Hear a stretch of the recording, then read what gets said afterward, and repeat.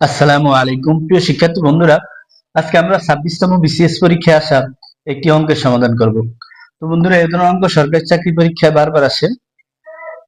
দেখেন, একটি জারে দুধ ও পানির অনুপাত 5:1।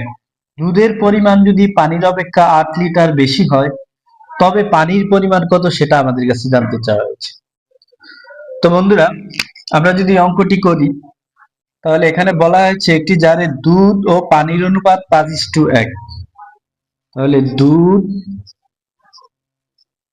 দুইটার অনুপাত হচ্ছে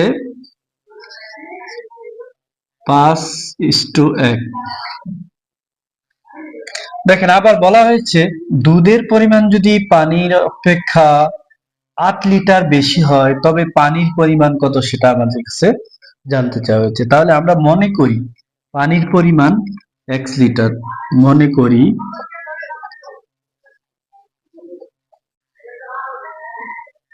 পানির পরিমাণ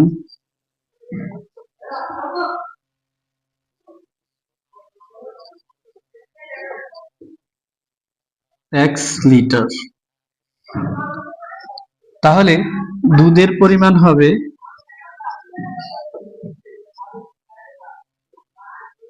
x প্লাস 8 লিটার। কারণ এখানে বলা হয়েছে দুধের পরিমাণ পানি থেকে 8 লিটার বেশি, তাহলে বেশি, এই কারণে আমরা যোগ দিয়েছি। তো বন্ধুরা, এখানে দুধ আগে আছে, পানি পরে আছে।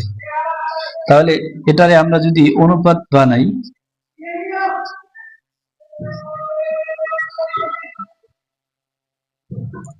এটা আমরা আগে লিখেছি এবং এটা পরে লিখেছি, কারণ এটা দুধের অনুপাত, এটা পানির অনুপাত।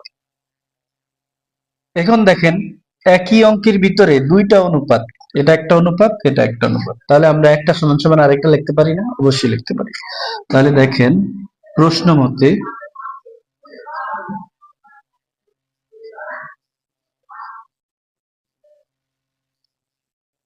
x প্লাস 8 অনুপাত x ইকুয়াল 5 অনুপাত 1।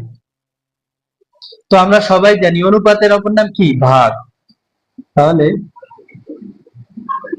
x প্লাস 8 বাই ax আর 5 বাই 1। তো বন্ধুরা, এখন যদি আমরা আর গুণন করি, 5 আর x যদি গুণ করি তাহলে হয় 5x, আর এর সাথে যদি এটা গুণ করি তাহলে এটাই হবে